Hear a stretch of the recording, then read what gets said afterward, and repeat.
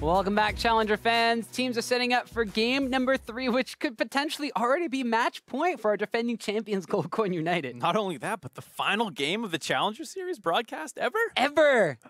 We talked about that at the beginning too, so it could potentially be that the Challenger Series ends in a 3-0 sweep, but Goldcoin United, you know, for the fact that we're saying it could be a sweep, it's because of the fact that they came out so dominant in game number 2 and ended it within 30 minutes, almost on the nose. It was very surprising to see, and a lot of people consider Blue Side stronger on this patch for a variety of reasons. You saw the this or that with Jat and Kobe, they were talking about it, and it's just overall very strong on Blue Side. This time, GCU will be back on red side, so you saw they struggled a little bit more there in game 1. Maybe they can't go for that same exact strategy. Now that they have to pick up that Thresh ban again, we'll have to see. Or excuse me, the Zac ban. Thresh ban came in there for United. So GCU on the red side can be forced a little bit more into some standard bans. Yeah, we've already seen them being quite comfortable to play a couple of different things. Well, the Kalista has been their first pick on, was the first pick on blue side in game number 2, and the thing they picked up in the first rotation on red side. So we'll see if that gets targeted down by eUnited. Of course, the Kalista Taric has kind of been the go-to so far for both games for Goldcoin United, whereas eUnited have been trying to really hamper down on that Cho'Gath priority, as they are going to wind up banning away the Thresh away from MadLife if they have been, and the Cassiopeia gets banned away from Fly this time around. So we'll have to see what United ends up first picking. Wouldn't it be bad to see the Kalista taken away, just because GCU has not shown an immense priority on Cho'Gath. The Maokai taken out this time by eUnited. Don't want to give that one over. Here's that final ban. Last time we saw them targeting more of the carries with the LeBlanc ban. This time they're going back to their game 1 bans completely. Don't want to give that Caitlyn over either. And eUnited does adapt and does take that Kalista away. So they're going to deny that one from Rikara. So potentially getting themselves a better lane matchup on the bottom side of the map, and maybe playing through the fact that Deftly and Zeyzal now can be the one to pull the trigger and initiate some team fights. Gives a little bit of oomph to their melee support style that they wind up picking up. This time around, though, it's going to be Goldcoin United that finally gets their hands on Cho'Gath for the first time in this series. We'll have to see if they're happy with that trade, considering for a while was eUnited taking the Cho'Gath side and GCU was getting the Kalista. Won those 2 games, so maybe this time eUnited will be able to swing it back. We'll have to see where they choose to play around with it, because even though Kalista has great gank support at 6, we had not seen much action down there at all in any game. No, we saw on your screen, Soul didn't look a little happy locking in that Cho'Gath, but it could still potentially be a jungle Cho'Gath. I mean, we have kind of heard the back and forth about where it actually slots in a little bit better. eUnited's been a favor of it in the top side of the map, while the players in the EULCS have been saying it's a jungle pickup here, as well as some of the casters over here on the NALCS broadcast. But now that Trundle's going to be locked in yet again for the side of eUnited, so maybe a Trundle Kalista bot lane, maybe it's Trundle on the top side of the map. We'll have to wait and see through the rest of Champions Select where it winds up going. But Dandy may just be going back to yet another tank in the jungle. More importantly, a takeaway here as the Sejuani is taken away from GCU. No Sejuani, something that Santorin has played in the past a little bit. Also played some of that Maokai, so Santorin's pool getting pinched a little bit, at least of what we've seen of him on 7-14, but I'm sure he can always fall back onto that Rek'Sai pick or something. We've seen that still be relatively popular in the LCS. Still a strong champion, but we are ending up with slightly mismatched lanes here. Both AD carries taken, likely both supports, but the difference is eUnited definitely have a jungler in the Sejuani, and GCU might be able to put that support, or that Cho'Gath into the jungle. We're not exactly sure. We'll have to see what they choose to ban out here. GCU gonna ban away that LeBlanc though. Yeah, they don't want GBN getting his hands on that again. Orianna gets banned away by eUnited. Now Fly did some pretty nasty things at the command Shockwave in the later stages of game 2. The later stages of game 2 were not very late game at all. But now we'll see if eUnited tries to target out something else. I mean, you mentioned the Rek'Sai still on the table. The Gragas is something that Santorin just wound up playing in the last game. So they pinch the pool on the jungle ever so slightly more. That could potentially lock him into a jungle Cho'Gath and left something open for the top side for solo. We'll have to wait and see here. It looks like with the ban time expiring, a Lulu is going to be the final ban from Goldcoin United. A little bit surprising to see the Lulu ban a couple times here. It is still decent in the sense that it has strong laning phase for the most part, and then can become pretty useful at shutting down someone who's going to go in. GC doesn't really have that right now. A polymorph onto a Cho'Gath is not the end of the world, so to speak. So it's more of a lane focus thing where they think that's a bad matchup for the Taric, supposedly. And here we actually see the Jarvan taking. And this can still go jungle. Yeah, once again, got a lot of flex. Feels like at this point, jungle and top lane are pretty much interchangeable. I would expect that to be a top lane Jarvan, though, just because we've seen Solo bust that one out a couple times. eUnited look like they might answer with the Renekton, though. Yeah, and that's something that Licorice has used to great effect himself. With the Gnar banned away, that means that Solo's not going to be able to take his range into melee champion in that matchup here. We'll see what eUnited are going to be picking up for their last pick overall. It does cement the fact that it's jungle Sejuani and Trundle as the support role once again. And it looks like with the Galio has gone through both games, not picked, not banned. Makes his appearance here and potentially match deciding game number 3. eUnited, problem was they only had 3 tanks last game. Gotta up it to 4. Get that mid laner on a tank. There's not a lot of damage, you're right, coming out from eUnited. No, this is one of those comps that if it falls behind, ends up completely unable to really kill the enemy's backline. GCU gonna end up taking some hyper carry. The Viktor gets locked in here. We saw them hovering kind of between the Corki, the Viktor. They decided to go with the more AP-centric threat, though Corki himself, that more 80-20 as far as magic damage is concerned. They're going to supplement the fact that they now have the Jarvan on the top side of the map, which could potentially still want to go into the jungle, but they have a Jarvan and a Cho'Gath, so either mix of those, they're balancing out the overall damage flex on the side of GCU, as it looks like that now the fact that they have a lot more damage than eUnited, they have a somewhat beefy frontline no matter what orientation their champions wind up going into. They have wave clear coming out from Viktor, they have late game security in the Tristana, whereas on the side of eUnited, it kind of seems like once again with all these tanks on their side and specifically Renekton on the top side of the map, they got to get those early game advantages, otherwise it's not going to work out for them. Once again, they also have the global advantage coming out of the mid lane 3 games in a row, but in the first 2, they had not really been able to use that to snowball any of the side lanes. Ganks really only were focused on top side. Bot lane was completely ignored for the large majority of the series, in the laning phase at least. And here in game 3, with the Kalista pick finally on eUnited's side, maybe they'll be able to start forcing down around there, but Trundle is not known for the best gank setup. Could be a little bit of a struggle. And they can always go topside, try and snowball that Renekton. Yeah, that's very true. The Renekton pick up for Licorice on the top side of the map puts a little bit more threat into that lane matchup, a little bit more of a snowball potential too. Is whichever one of these kind of hybrid carry tanks on the top side gets early game advantages could influence the rest of the map if they utilize the teleport usage quite effectively. In the mid lane matchup now for GBM, something he just kind of has to survive as opposed to get advantages in and try to, you know, snowball his own advantages. So game number 3 here for eUnited, a little bit of a, even more of a tanky approach, a little more of a safer bet here, whereas Goldcoin United, they've had to change things up a little bit, but they're definitely more high damage, high octane on their side. Fly will be the guy to see if he can keep up his good performance so far. He's been doing a good job controlling GBM, getting the better of him. This time around, Viktor does have a hard time really controlling the laning phase versus the Galio.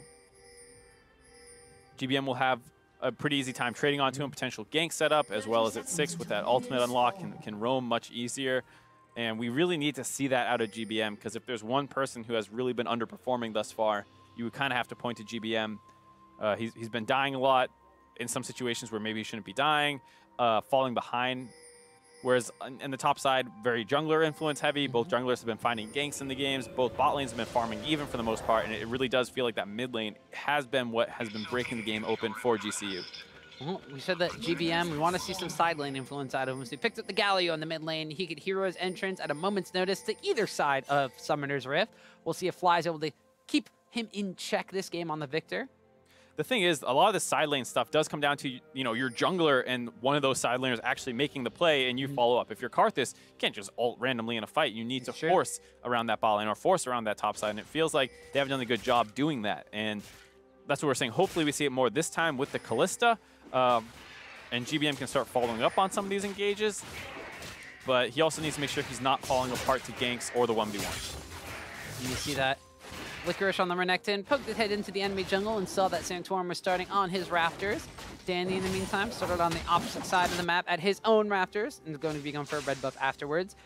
Both of these games, Danny has had a slightly faster jungle clear than Santorin has, although that may be extremely pick dependent in the jungle, but game number 1, it was Santorin getting the first jungle action on the map that was an advantage. Game number 2, it went into Dandy's favor, and they got turned around by Santorin right after that one. But as you mentioned, both of them have been focusing down on the top side of the map. This time around, because they're starting at, you know, mirroring their sides, both starting on the red buff side. It could be Santorin going down to the bottom side first, where it will be Dandy making his appearance first on the top side, where Licorice is already getting an early level 2 and advantages on solo.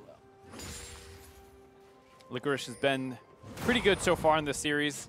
Game 1, received a little bit of help, even though he got ganked early on. They eventually got a dive off on the top side, found some solo kills onto solo. And in game 2, for the most part, it was the solo show. Once again, early kill onto solo, got answered back with the help of Santorin, and then he was off to the races on that Gnar pick. Once again, we see a potential level 3 dive coming in. Did just use that call to meet. Cooldown will be up. Does have Fury for an empowered stun here. Let's see who winds up taking tower aggro first. Looks like it will wind up being Licorice, who gets a slice, a dice out of tower range. Is not going to wind up going down, but neither will Solo, as now Danny takes an extra tower shot as well. Both of these eUnited members on the top side extremely low. Very, very low, and Solo not only survives, but with how low they got, is safe to continue farming this wave underneath the turret. Very well played by him. Didn't even lose his flash. eUnited did not commit any flashes. Bit of posturing set up with that dive there, but they're able to survive it. And Licorice already teleports back in. Solo's going to get his recall off and do the same, but Solo once again trying to get exploited on the top side. eUnited focusing there. And so eUnited unable to get advantages from Dandy's slightly faster jungle pathing, or Santorin and on the bottom side, and it's going to be another Infernal Drake spawning first. I think it's Infernal Drake spawn first every single game so far in this best of 3. Is the trades on the bottom side of the map getting a little bit more aggressive this time around. Zeyzal taking a lot of damage from MadLife following up as well. The explosive charge and the heal comes through. Dandy's on the bottom side. Arctic is sold forward. There's actually a teleport being channeled by GBM that gets canceled because Dandy's already got first blood. And there we see GCU getting aggressive down the bot side, something we have not seen that much of, as small gank in the mid lane. Well, GBM going to get silenced after being ruptured up, but he's A-okay just to walk away. Very hard to kill a Galio, generally speaking, but that's what we were saying is the aggression down the bot lane had not been too prevalent, and this is one of the few times we saw an all-in really come in. Dandy was able to get down there and influence it. They also had the teleport coming in as well. There was basically no chance for GCU to really win that all-in, not respecting the extra teleport advantage.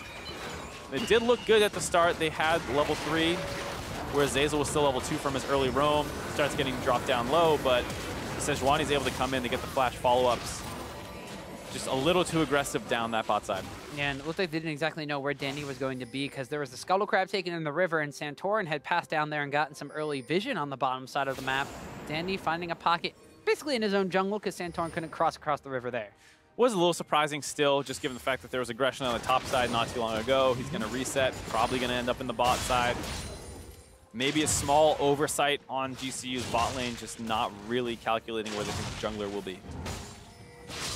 eUnited make the first moves on the bottom side of the map, and this is opening up an area of the map that we haven't necessarily seen a lot of early game aggression around, which is the bottom side. We mentioned coming into this best of 5 series that both of these marksmen, both of these bot laners here, Deftly and Rikara, had some of the highest KDAs in the entire NA Challenger series, and a lot of them were dealing large majority amounts of the damage and the kills for both of their teams. It looks like, ooh, good double dazzle stun coming out from MadLife, but it's a lot of spears in him, and the Rend is going to hold true. Definitely finds another kill as MadLife gets a little bit too aggressive for some ward control.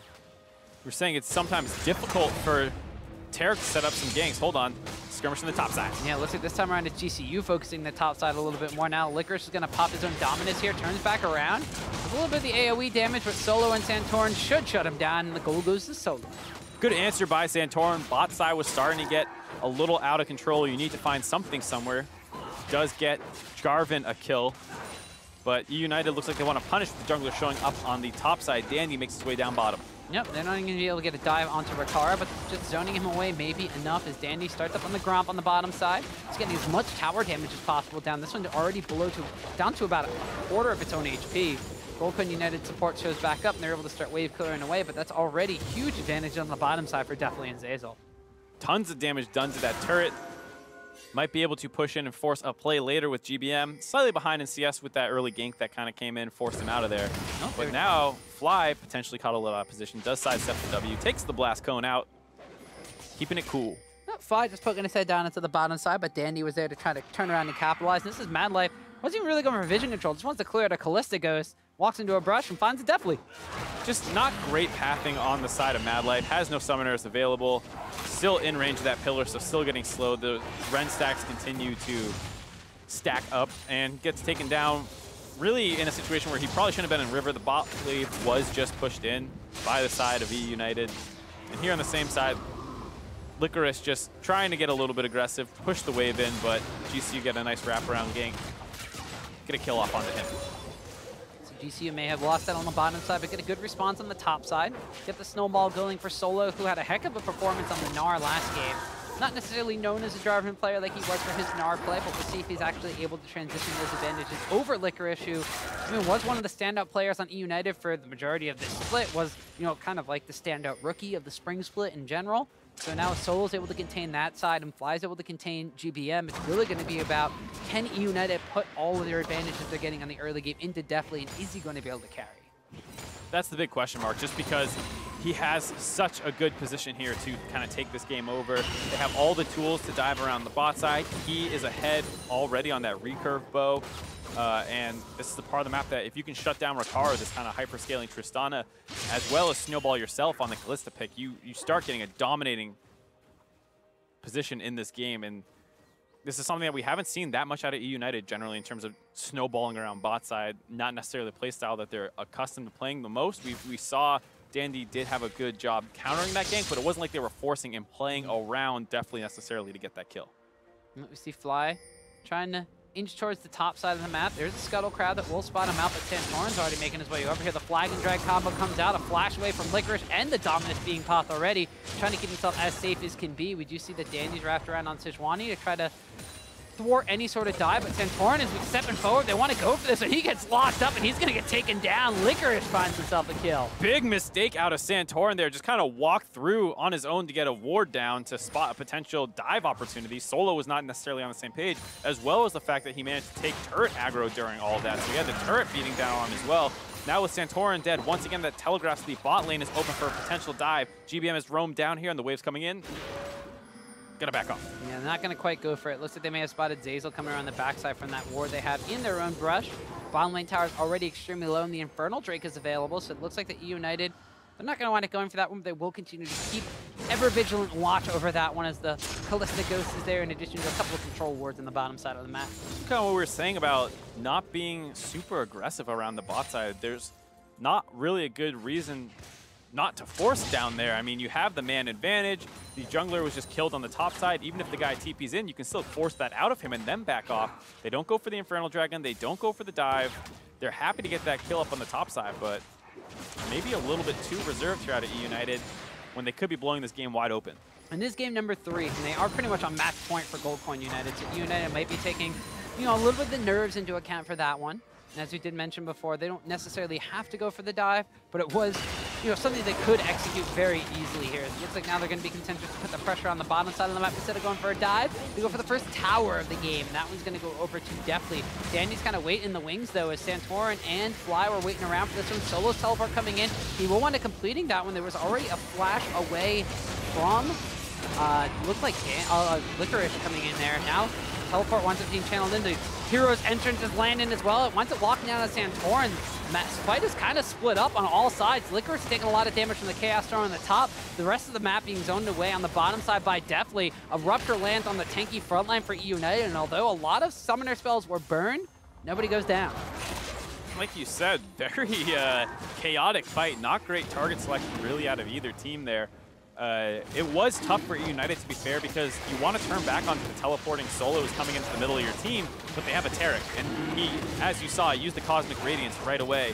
GCU, after winning that, will get the Infernal Dragon, so a nice victory, but eUnited doesn't want to let that go unpunished. Well, they don't have Solo available, and there's no teleport here, but GBM going to flash taunt, locks down on the 2 members. Solo's going to have to flag and drag himself out of this one. MadLife, though, on the opposite side from the rest of his team. Is he going to get locked up? No, has the flash available, so GCU will be able to steal themselves an Infernal Drake. Very nice out of GCU. They do lose a ton of summoners to make that one work for them, but if this game stalls out, if they can hold on, stop the snowball of this very tanky team comp from eUnited, this will benefit them in the long run pretty heavily. eUnited don't want to let that go unpunished, though. With the low health bars, they're going to be looking at this Rift Herald. eUnited be trading objectives on the map. Rift Herald will go into their favor as everyone from GCU is backing off. It was still a good call from Gold Coin United. He mentioned that they committed a ton of summoner spells to wind up going for that fight on the bottom side of the map. And they had the man advantage because they saw Licorice go back, so they are able to get out with their lives. They get themselves a later game scaling Drake in the Infernal Drake, and it plays into the, you know, basically what they want to do. They still have a Viktor who's going to deal a lot of damage late game. They have the Tristana that can wind up ripping through multiple members from eUnited if they wind up getting that far, and they will outpace Licorice's Renekton on the top side of the map, so a little bit more investment planning from GCU. The thing they have to be careful about is where this Rift Herald goes. Breaking the mid lane is so huge for eUnited this game in terms of freeing up their roams to side lanes. The Kalista, the Renekton can both be used to set up big plays, and if GBM can push in mid lane even further before roaming to join in on those, that'll be a huge advantage for them. That said, they spent so long getting that Rift Herald, it's bought GCU time to get this. They instead sack and go up to the top side, going for the turret trade. We're talking about the map opening up being good for eUnited potentially. With no objectives down the bot side, they already lost the Infernal, they got the Rift Herald, they just swapped the lanes instead. Yeah, so Kalista going to the top side opens up a tower on the bottom side for GCU, but the response potentially going to be here for eUnited. We saw Solo making his way top side, stealing the Raptors away from Danny, who was trying to steal them away from Santorin. But eUnited are going to be the ones now. It looked like they lost the tower armor a little bit behind on the bottom side of the map, but they're going to wind up coming out ahead as they trade for the top tier 1 tower and get themselves back into a 2,000 gold advantage. Can they continue to snowball though? 2,000 at 13.5 minutes is pretty big. And with that Rift Herald sitting in their pocket, they may be able to grab the last outer turret in the mid lane. Seems to be where the most telegraphed or easiest to execute play may be from the side of eUnited. And with the, their finals lies on the line, we could potentially see them playing around that one as Dandy, like you mentioned, if he can utilize that Rift Herald to open up the map for GBM, that'll execute the game plan that eUnited has failed to do so far for 2 out of these 3 games. Shut Down Fly is the name of the game that we heard out of eUnited before the series. Not been able to do that quite yet. This is their best early game to date so far, though. Won the bot lane. Top side worked out all right with some miscues in both of those, really punishing GCU's small mistakes. And GBM hanging on the mid lane this time. Before, he was actually losing these matchups relatively hard. This time still down CS, but has not died to a gank, has not died to a 1v1 kill. So obviously a much better game out of GBM.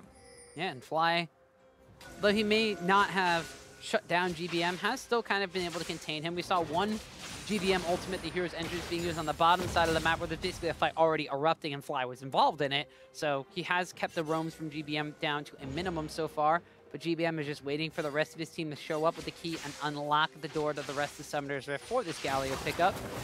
We'll see if they wind up utilizing the Rift Herald to do so. But that one's still in the pocket for Danny. It has been there for a couple of minutes already, so it might be expiring soon, but they are making their way towards mid lane. Yeah, so it looks like this is going to be the push that they go for with it. Dandy is in the area. We'll drop that in a second. GCU not quite in a position to defend this one that easily. Tristana is not there, and there's 4 men grouped up around this mid lane turret. TPs are just starting to come up. We'll see if they can hold on. Well, they still have Santorin, and they do have Fly with a lot of wave clear potential.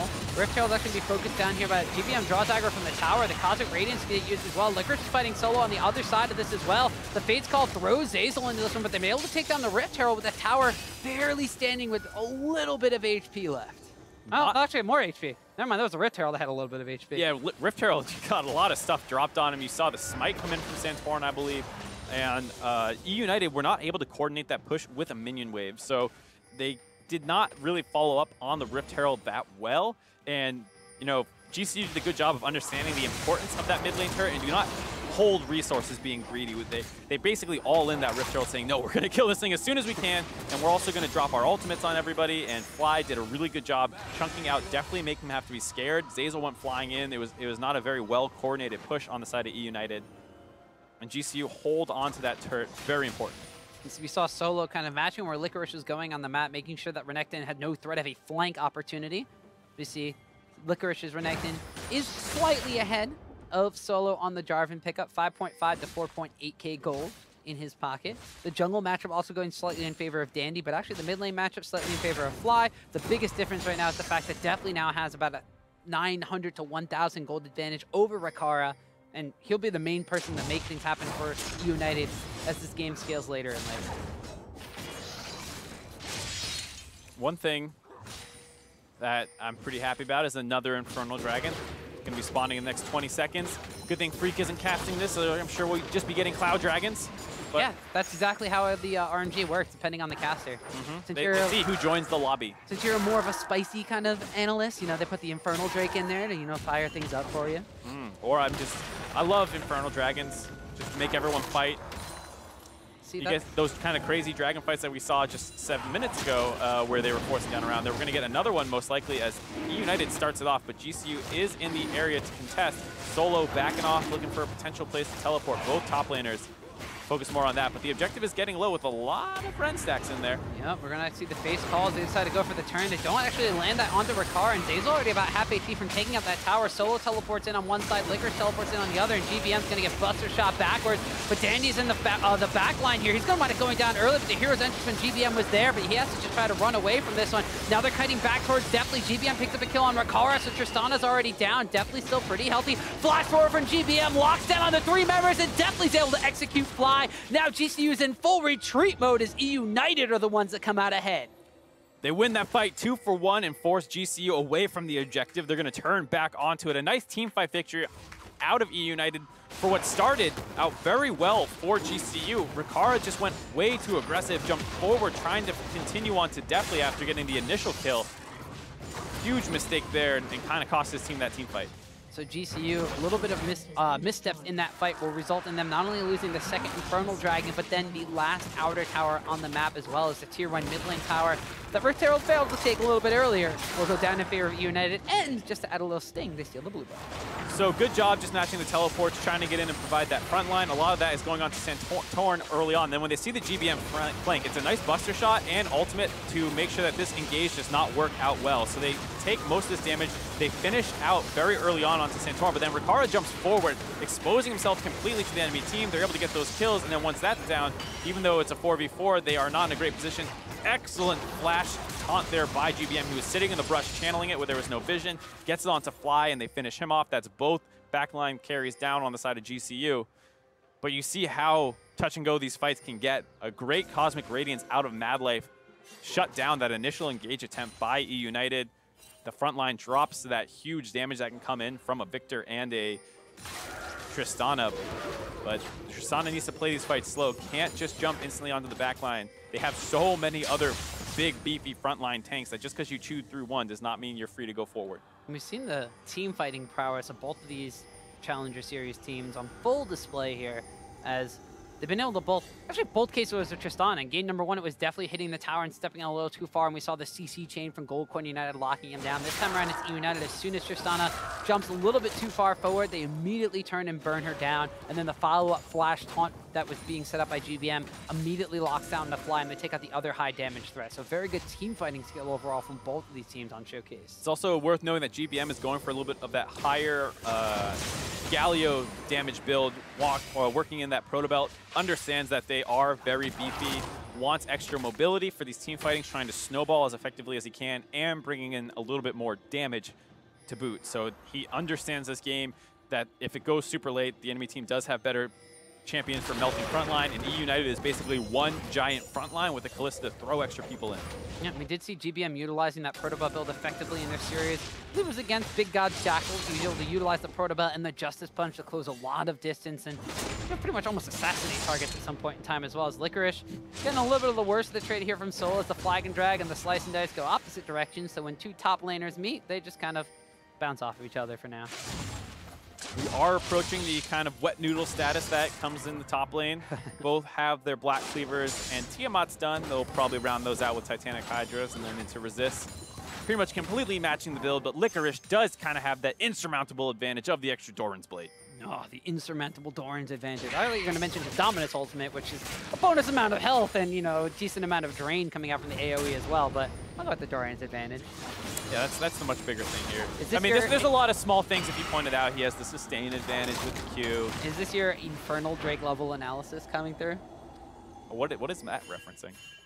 No, because you just mentioned that you bring the spiciness to the cast. That's why they You bring the mentioned Infernal that. Drakes in. You mentioned that. All right. Well, I'm just going to keep doing the play-by-play then and leave the analysis to you, as now it looks like eUnited are trying to rotate up to the top side of the map, put some pressure down on that tier 2 outer tower, or inner tower. But also at the same time, going for a bit of Baron pressure. There's a lot of wards from GCU around the area, though. Danny and Zeyzal getting a little bit too far forward here as GCU is going to lock down on them. Solo wrapping around for a flank. Looks like they're just going to dissuade eUnited from that interesting Baron call. It's one of those relatively low-risk Baron calls. You're not completely tunneled on it. You're getting it low, and with Kalista, if they do end up getting vision on it and you already have it low enough, there's no real chance of a Smite Seal. They do have the true damage that comes in from Santorin, but Kalista will out-damage that if you have enough Ren stacks set up. So it's relatively low commitment.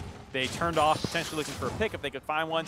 Good control out of GCU to not panic when they turned off and just kite that one out.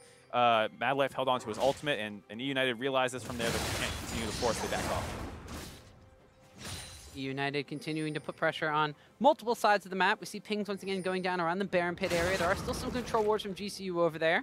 So they are going to wind up putting a little bit of darkness on the map on the top side there as Licorice continues to split push away on this bottom side. Infernal Drake will be coming out in about a minute and a half, so still a little bit of time to buy over there. Actually trying to catch down into Rikara, but he wound up utilizing that Buster Shot just to knock Kalista backwards. Is now Deftly utilizing the advantage kind of in the interesting 1v1 wave clear situations that we'll see Tristana and Kalista getting into on the top side. I like Dandy's purchase of the Warmogs here, kind of playing into that repeated baits around Baron idea. The Kalista starts building up Ren stacks. You might start getting low from the Baron damage, but if they spot you out and you need to back off, you just take a couple moments out of combat, you will get that regen to kick in, get back up to full, and then you can kind of go into that pattern over and over, and hopefully eventually you find an opening with an engage or a lapse in vision control out of GCU where you can actually finish off that Baron. As you mentioned, United starting out the Baron again. Dandy on zoning duties. There's a scrying trinket in the pit, but is being disabled by a control ward, so they can't really see anything, but another one will be thrown down, so that little vision reveal will reveal that United is on it. GVM, though, does not have a Warmog's armor, so he will not be able to sustain himself up equally as fast as Dandy will be able to, so they decide to back away as Gold Nanda continues a bit of a dance back and forth between the top, mid, and Baron areas of the map. Dance will continue, but probably more down on that bot side with the Dragon spawning in 20 seconds. GCU starting to work their way down there. Both front lines bumping into each other, but Zeyzal takes a big chunk of damage. Takes a large amount of his HP and damage. The Viktor lasers now has a fully upgraded Hex Core.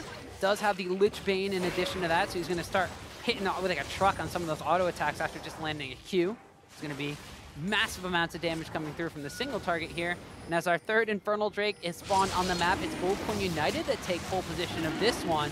We'll see if there's a fight that breaks out. Teleport coming in the mid lane for Fly. The Santorin, or the Dandy ultimate misses wide. Yeah, the Glacial Prison doesn't lock down on anybody. It's more of a Glacial Zone. It's now the Cosmic Radiance lands from Taric. A good Cataclysm locks people up in the front line, but eUnited get the first kills of this one. Licorice is the one to get that. Kalista executes on the Jarvan, and actually the Dragon goes down in the middle of all that as well. eUnited don't lose anybody, and they're cleaning up kills in the fight.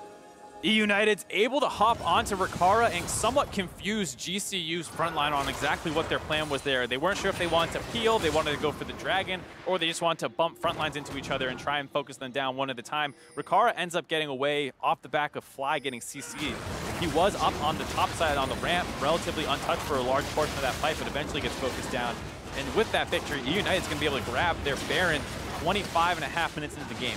Yeah, it took a minute and a half of dancing around it and then a fight around the opposite side of the map, but eUnited secure themselves their first Baron of this best of 5 series off the back of a fight that looked like it started well for GCU, to be honest. Oh yeah, I really like the way this fight starts. They get the Cosmic Radiance on basically everyone. Rikara's hitting away, but GBM starts focusing him down. It's going to be able to solo him out if he does not receive extra help. And you see they're not exactly sure who to focus down, and eventually Fly ends up in the middle of the team as multiple people started getting low. He drops as the front line is just a little bit too far ahead, or behind, excuse me, on the side of GCU. And so a 4-for-0 result into eUnited getting a huge advantage in this game. 26.5 minutes in. Not nearly as far into as far ahead as GCU were in game number 2. They still find themselves at about a 7,000 gold lead. There's still multiple towers stick down the map as well. There's only 3 that have fallen in their favor. These double Infernal Drakes, in addition to that, they have a very beefy Renekton now on the top side of the map. Titanic Hydra and Black Cleaver finish for Licorice. Their Kalista Gambit as the first pick overall for Deftly, and the first focus of these ganks on the bottom side of the map has paid off in dividends right now as he is 3-0-5. Definitely having a huge game this time around. Has a lot of people to fight in front of him. He's able to build up Ren stacks over the course of these fights and then start ripping them out, picking up kills. Overall, GCU's comp does stack up decently well. You see how effective that Taric ultimate can be, but they've just fallen a little bit too far behind. eUnited now with a big gold lead and the extra Infernal Dragon. And the Baron buff. Yeah, so many things in their favor as they're just going into a 1-3-1 split push set up. as the 3 core in the mid lane takes down that out inner tower. GBM on the bottom side is going toe-to-toe with Jarvan, whereas Licorice is no answer, no equal on the top side of the map as Renekton's going to be pushing that one down. And GCU hard pressed back into their own base, down 9 kills to 2. Now the 3 will rotate up and become a 4-1 split push. Or unless Deftly doesn't want to join. Licorice is like, nah guys, I got this one. 2 towers have fallen so far with this Baron buff, and still 2 minutes left on it. So Fly getting caught out in the mid lane, he gets blown up. Definitely found himself a nice target. He just ran to bits right there. As now with that wave clear potential from the Viktor, this mid lane inhibitor tower is going to be threatened. They've grouped up as 4 on the mid side of the map. GBM is still split pushing on the bottom side, and the inhibitor tower is going to be taken. eUnited might be trying to match the pace of Goldcoin United from game number 2. Looks like they want to answer back with force, not just to win a game, but to stomp. They already have ballooned all the way up to a 10K gold lead now, working on their second inhibitor turret. Not much GCU can do with their comp. It just wants to scale its late game, but it's not going to reach it. Yeah, this late game might be right now as the Baron buff still has 1 minute and 20 seconds on it, but United are going to be content to just sit back and recall. They got a huge influx of gold off of not only the kills in the mid lane, the fact that they've taken down 5 towers off of that push. I just want to say too, with the tank meta, we said how good it is at snowballing. I always find it a little curious when I hear that, oh, you know, this team's win conditions X, or it's a really stable meta, because you end up in situations where there's just so many engage options, and it's so hard to melt through this from behind. You just see Deftly runs wild, blows up Fly. That's not really tank meta related. That's just a good pick-off attempt of a Viktor who is a little bit too far forward. But like what I was saying, you end up in these fights where the team that gets ahead early on, it's just such an advantage to have members who get very beefy, can tank neutral objective, and force fights. When you have multiple people, multiple engaged tools, you can kind of miss one and it not be the end of the world. You're not, you know, squishy, so the enemy team can't pick you off easily if they catch you caught out of position. It actually leads to a situation where a team that gets ahead is usually able to close games out very, very effectively, and it often makes the other team look like they never had a chance. You wonder, what could this team comp have ever done? Well, it's usually the case where if it was on the other, she was on the other foot, they would be the one stomping. It's not quite like a fail-safe as much as a symptom of the fact that multiple tanks are just extremely difficult to take down when, you know, the one thing you could do to them is build damage, but they're building resistances, your damage is cut because you're falling behind, your carries the ones that are dying at this point. You have a 0-1 Tristana and a 1-3 Viktor, so Goldcoin United are kind of just falling prey to the same thing that happened to eUnited kind of in game number 1. They had to wait till the late game for Tristana to scale up. Their GBM LeBlanc in the mid lane wasn't a huge damage threat. They kind of became a one-dimensional composition. As now Fate's Call is going to run it missing, but Zeyzal's going to keep himself alive for the time being. Cataclysm locks down to the front line here, but the Hero's Engine from GBM will lock down to the back line coming out from GCU. First kill is there on to for Deftly as Tristana's able to answer one. They're still fighting underneath this tower, but a double kill winds up running through for Kalista. Deftly's running wild. Actually, Dandy picks up the kill there on the Sejuani, as that's a 3rd kill. Rikara barely staying alive, gets one more pot shot on GBM, but he will not fall to focus from the tower. But eUnited have gotten the kills they need to break through the base. Nexus towers are fallen, Mark, and eUnited may strike with their first win, but Santorin staying alive in the front line, still pretty healthy, takes a chunk of damage. Rikara's healed himself up at this point in time, but Deftly is untouched. He's hopping around the base, he's hopping around in their face. Santorin dropping low, lots of spears, and he rips through for a kill. Rikara will fall after, and eUnited 15 kills to 3, 1 minute slower than GCU, bounce back in game 3. They take away the Kalista pick early on, it wins them the bot lane, and it wins them the late game, 7-0-7 out of Deftly. Huge performance for him, and a huge performance out of all of eUnited, honestly. Great team focus in those mid-game team fights to balloon that lead very quickly. Man, this has been, you know, a very interesting game. We see eUnited, the big pivotal thing is going to be, can GBM be unlocked on the map? Will they be able to play around the split push from Licorice? Will Deftly be able to go even in his lane matchup? This time, they gank heavily on the bottom side of the map. They focus down for Deftly, and he's the one that's able to transition advantages around the map. This may be because of the Kalista pick first of all, because now he's been able to throw Zeyzal into the engages. They're the ones that have the momentum to start these team fights up, and they're the ones that have the pacing around these objective fights. Absolutely, and then from there, they snowball through the game. That last team fight did a great job illustrating my point about the tank meta, because that was not a super clean engage. Kalista ult miss, Zeyzal's too far forward. Doesn't matter, you're so far ahead. You live under that turret for about 10, 15 seconds. they crushed that game. And a lot of that was off the back of some of GCU's mistakes. That bot lane fight early on where they did not respect the fact that Dandy could potentially join in on that fight, as well as not even having a teleport to match the one that GBM was going to bring down there early on as well. Santorin on the top side tried to walk into the turret to ward behind the brush. He gets blown up. And with those advantages, eUnited never really relented. They might have been a little slow around forcing some dives that they could have done earlier, but they still took the turret and then grabbed all the dragons. Right. So Gold Coin United had a couple of missteps. They're a little uncharacteristic to the way that they've been playing, previously in this matchup. But eUnited had some things go very, very well for them. First, I mean, we mentioned already on the bottom side of the map, but GBM in this matchup went toe-to-toe with Fly and CS in a melee versus range matchup too, of all things. He was falling behind pretty early on. He was down about 20 CS because he did receive a gank and was forced out of lane. Yeah, so, I mean, for the most part, though, the big thing is that the Galio was able to get around and had a lot of dives and team fights. He also played them very well, had some great flash taunts. United come out ahead in that one. Now for an in-depth look at that game, let's send it on over to the analysts. Thank you very much, Tom. And how about that? GBM getting on a champion that he's comfortable with, and eUnited find themselves a win. He's got himself the Galio. He's playing a good team fighter. Yeah. Lo and behold, they're doing great. I was so surprised he didn't play the first 2 games. Yeah. Because we were like a scrim partners versus them before the first match, and he played Galio a lot, like a ton.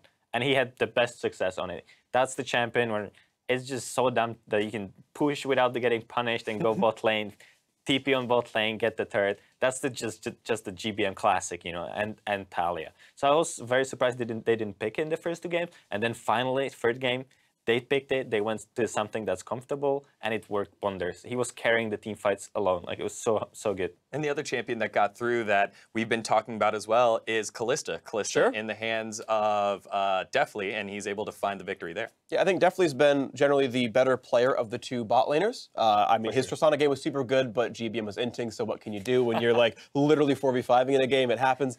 And yeah, it was cool to see the adaptation and say, okay, you're right, there was a lot of priority on this Kalista here. And again, she's so good into the metagame. She's a Hurricane user, she's a Blade of the Rune King user, and even though Hurricane bolts do 40% damage, they do full-on hit damage. So you're doing 8% current health to 3 tanks every auto attack. Nothing beats that mid-game. It's impossible to do more damage than a Hurricane Blade of the Rune King user in any way, shape, or form. So lo and behold, does a really good job of lifesteal taking all the tanks he's fighting. By the way, the Rune King on hit damage counts for lifesteal. So you're getting like 700 health back per auto attack. You can't kill her either unless you stun lock her. So I think rightly so, Kalista is the go-to bot laner right now in pro play. I'm signing off on that. You're signing off on that. Every pro team should sign off on that as the most important champion, and definitely did very well on it. And go ahead. For sure. Like, I'll just add in, like, how do you kill Kalista? How do you kill her? Like, think about it. It's like, you have to CC lock her, otherwise you don't kill her. And all the tanks, they have skill shots that Kalista just jumps around. It's like, just jumps around like, hit me, hit me. And you can't hit her, right? So that's one of the best AD after Caitlyn.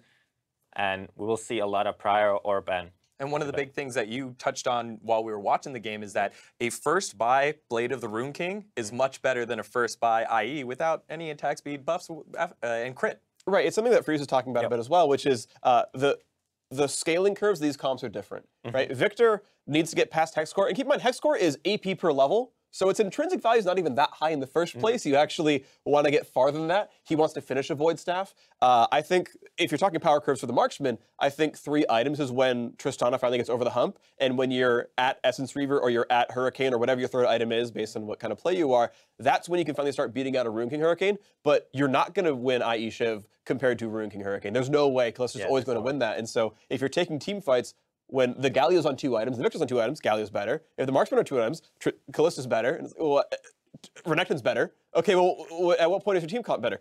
3 or 4 items. So wait, and eUnited didn't. Yeah, when you have a couple of examples of GCU not waiting for those fights, eUnited taking them and finding them early. 18 minutes in, a 2-for-1 down here in the bottom lane around Dragon. And this was almost a really good fight for them. There's actually a desync here where Dandy's going to go in while you're seeing GBM look for a W flash. Great buster shot out of the bot lane, but then the re-engage comes in, and even though they are able to kill off Dandy pretty quickly, with a pretty decent ultimate out of the Taric as well, you're seeing like the start of this fight looks pretty good for Gold Coin, just generally speaking. Okay, Rikara gets cut off, but then this right here, the stun ends, and this flash taunt on 3 into the immediate jump on Fly.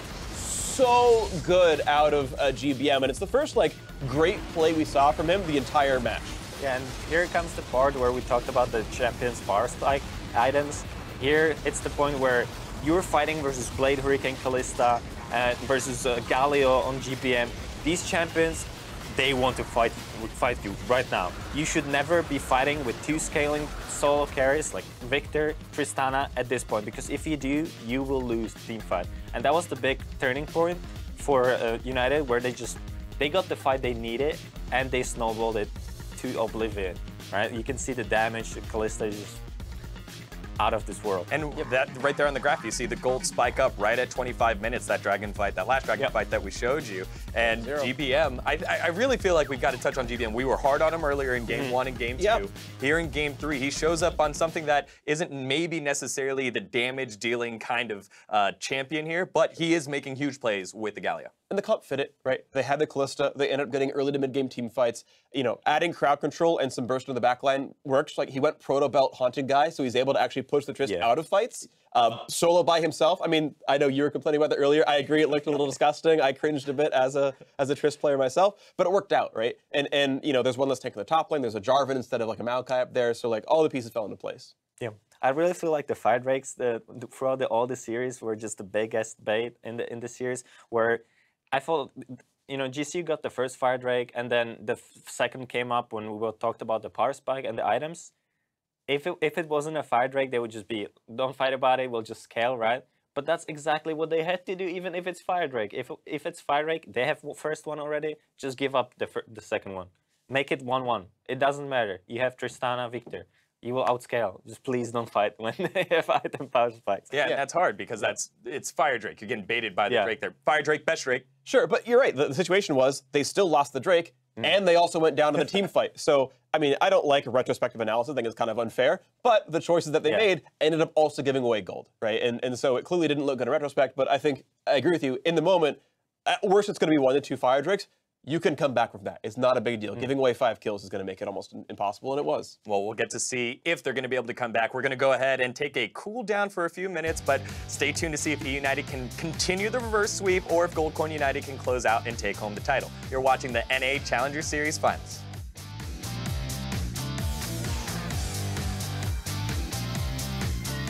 Danny's on the bottom side. Arctic is sold forward. There's actually a teleport being channeled by GBM that gets cancelled. Santorin is stepping forward. They want to go for this, but he gets locked up and he's going to get taken down. Twist that. Taric. Let's go.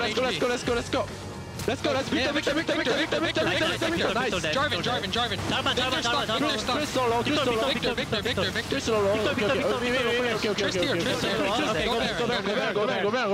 First kill is there on to for Deftly as Tristana's able to answer one. They're still fighting underneath this tower, but a double kill winds up running through for Kalista.